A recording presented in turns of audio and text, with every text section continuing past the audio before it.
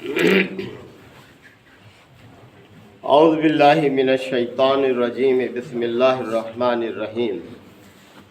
افمن وعدناہ وعدا حسنا فہو لاقیہ کمن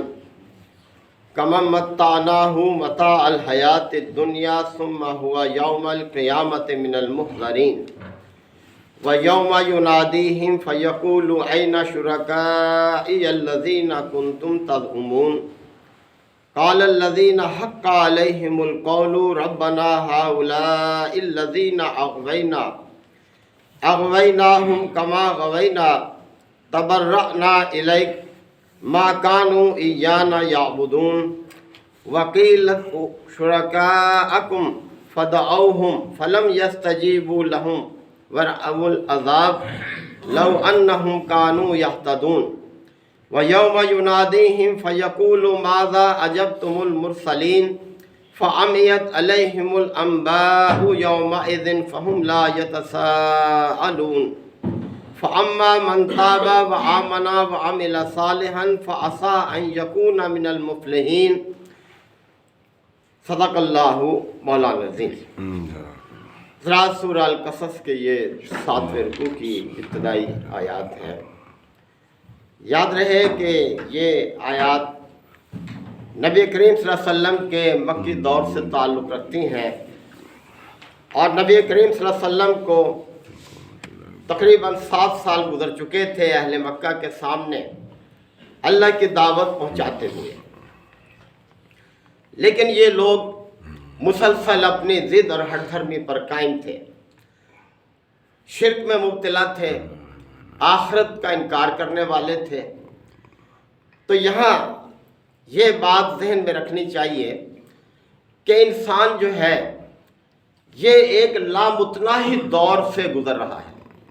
لامتناہی دور۔ اس دور کا ایک حصہ ہے جو یہ دنیا ہے، جو بہت محدود ہے، ہم سب اس کو جانتے ہیں کہ یہاں جتنا عرصہ بھی انسان قیام کرے گا وہ بہت چھوٹا سا عرصہ ہے، چند سالوں پر منحصر۔ عالم ارواح میں ہم تھے، وہاں سے اللہ تعالیٰ نے ہمیں عالم دنیا میں لے آیا، عالم دنیا سے اس کے بعد عالم برزخ میں، اور عالم برزخ کے بعد پھر عالم آخرت میں۔ اب یہ جو سلسلہ ہے یہ مسلسل چل رہا ہے،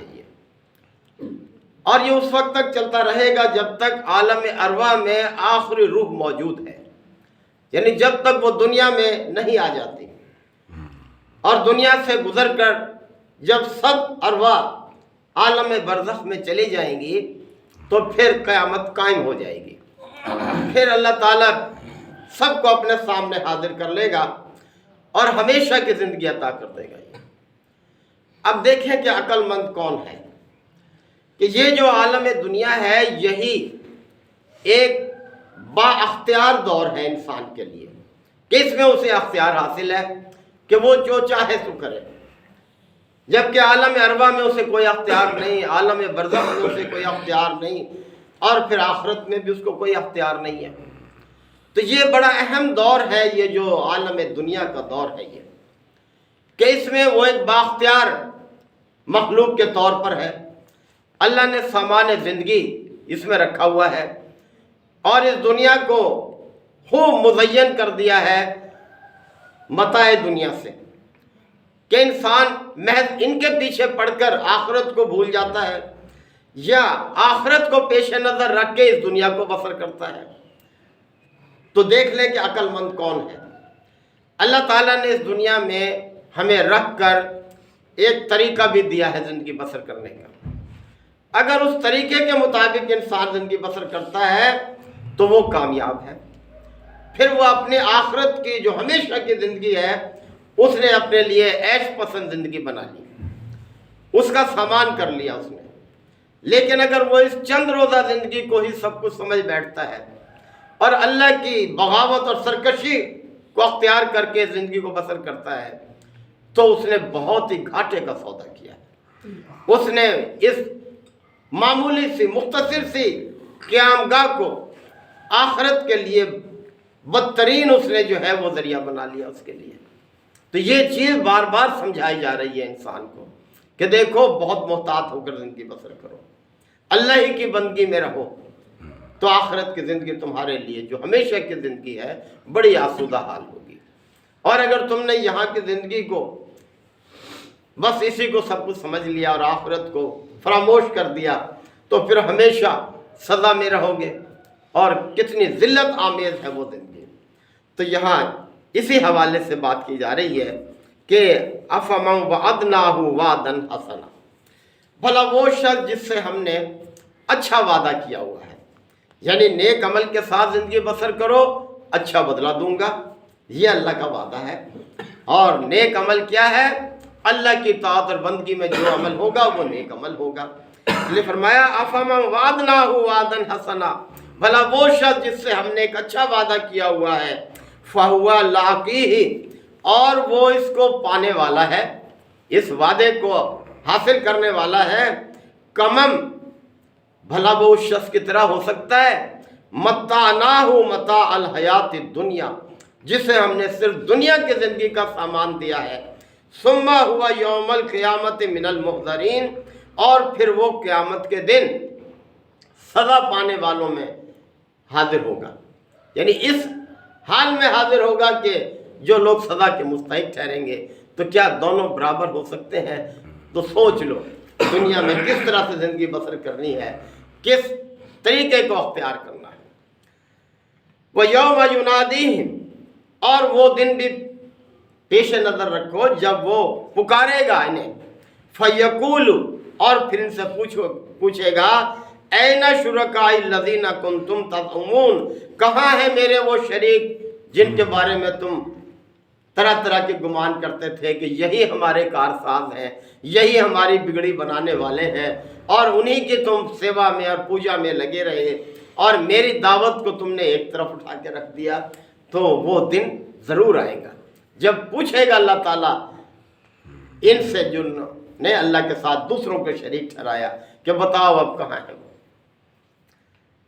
قال الذین حق علیہم القول، تو جن لوگوں پر یہ قول صادق آ جائے گا، اللہ تعالیٰ کا یہ قول کہ جنہوں نے دنیا میں اللہ کے شریک بنائے اور انہی کی پوجا اور پرستش کرتے رہے، تو ان کے وہ جو آقا ہوں گے وہ جواب دیں گے، ان سے پہلے کہیں گے ربنا ہؤلاء الذین اغوینا، اے ہمارے پروردگار یہی ہیں وہ لوگ جنہیں ہم نے بہکایا تھا، اغویناہم کما غوینا، ہم نے ان کو اسی طرح سے بہکایا جیسے ہم خود بہکے ہوئے تھے، جس راستے پر ہم تھے اسی راستے کو ہم نے ان کے سامنے رکھا، انہوں نے اس کو اختیار کر لیا، لہذا ہمارا کیا قصور۔ یہ کوئی زبردستی تو ہمارے تابع نہیں تھے، ہم نے کوئی زبردستی تو نہیں کی، انہیں اختیار حاصل تھا، ہمارے تابع نہ ہوتے۔ تبرأنا الیک، اور اے پروردگار ہم تیرے سامنے ان سے بیزاری اختیار کرتے ہیں، ما کانوا ایانا یعبدون، یہ کوئی ہماری بندگی تو نہیں کرتے تھے، انہوں نے ہمیں بہتر سمجھا تیرے مقابلے میں، ہمارے پیچھے لگ گئے، ہم نے کوئی زبردستی تو نہیں کی تھی ان کے ساتھ۔ وقیلا قیلت شرکاءکم، پھر اللہ تعالیٰ ان سے کہے گا کہ بلاؤ اپنے شریکوں کو، پکار لو اپنی مدد کے لیے، اب تم میرے سامنے کھڑے ہو۔ فدعوہم، پس وہ انہیں پکاریں گے، فلم یستجیبوا لہم، لیکن وہ ان کا کوئی جواب نہیں دیں گے، کوئی مدد نہیں کر سکیں گے، جواب دینے سے مراد کسی کام نہیں آ سکیں گے۔ ورأوا العذاب، اور عذاب کو دیکھیں گے، اپنے سامنے اپنے انجام کو دیکھ رہے ہوں گے۔ لو انہم کانوا یہتدون، کاش یہ لوگ ہدایت پانے والے ہوتے۔ یعنی دنیا کا یہ دور ہے تو مختصر لیکن ہے بہت اہم، اس میں ہر جگہ آزمائش ہے انسان کی، ہر قدم پر ہر مرحلے پر آزمائش ہے کہ اسے کیا کرنا ہے اور کیا نہیں کرنا، یہ اسے فیصلہ کرنا ہے۔ وَيَوْمَ يُنَادِيهِمْ، اور وہ دن یاد رکھو جب وہ انہیں پکارے گا، فَيَقُولُ، اور ان سے پوچھے گا اللہ تعالیٰ، ماذا اجبتم المرسلین، بتاؤ تم نے رسولوں کو کیا جواب دیا، کیا تمہارے پاس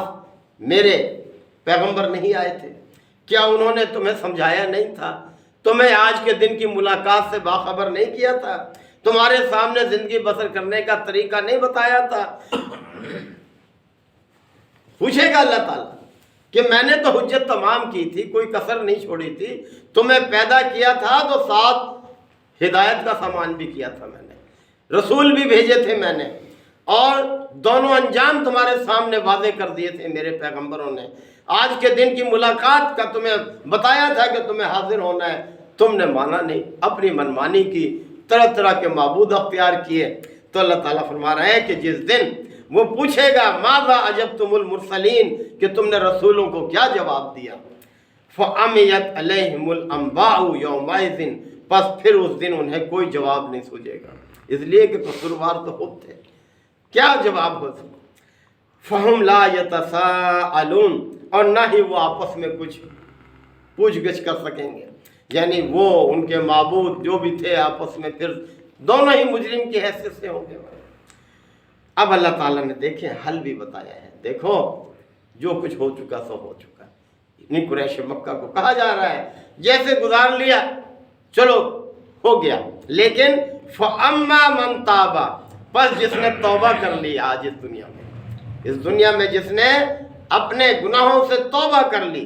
وہ آمنا، اور ایمان کا راستہ جس نے اختیار کر لیا توبہ کر کے، یعنی جو پلٹ آیا صحیح راستے کی طرف، وہ عاملہ صالحاً، اور جو بھی باقی زندگی ہے وہ اس نے پھر صالح ہو کر بسر کی، اللہ کی اطاعت میں بسر کی، فعصا، تو بعید نہیں، پھر کوئی مشکل نہیں، یعنی پھر توقع یہی ہے ان یکون من المفلحین، کہ وہی فلاح پانے والوں میں سے ہو جائے گا۔ تو دیکھ اللہ نے کتنا ہمارے لیے اہتمام کیا ہے، ہماری آسانی کے لیے، ہماری فلاح کے لیے، کہ بھئی اگر غلطی ہو گئی ہے، کوتاہی ہو گئی ہے، آباء و اجداد کے راستے کو تم نے اختیار کیا ہے تو اب توبہ کر لو، اس سے بعد آ جاؤ، اپنی اصلاح کر لو، نیک اعمال پر تم لوگ آ جاؤ اور ایمان کے راستے کو اختیار کر لو، تو پھر انجام ان لوگوں کے ساتھ ہوگا جو فلاح پانے والے ہیں۔ اسی بات پر ہمیں بھی غور کرنا چاہیے، ہم بھی خطا کار ہیں، غلطیاں کوتاہیاں ہماری بھی ہیں، ہمیں اپنے رب سے معافی مانگ لینی چاہیے، اپنی اصلاح کر لینی چاہیے۔ اللہ تعالیٰ بہت معاف کرنے والا ہے۔ اللہ تعالیٰ ہم سب کو عمل کی توفیق عطا فرمائے۔ الحمد للہ وکفیٰ وسلام علی عبادہ الذین اصطفیٰ۔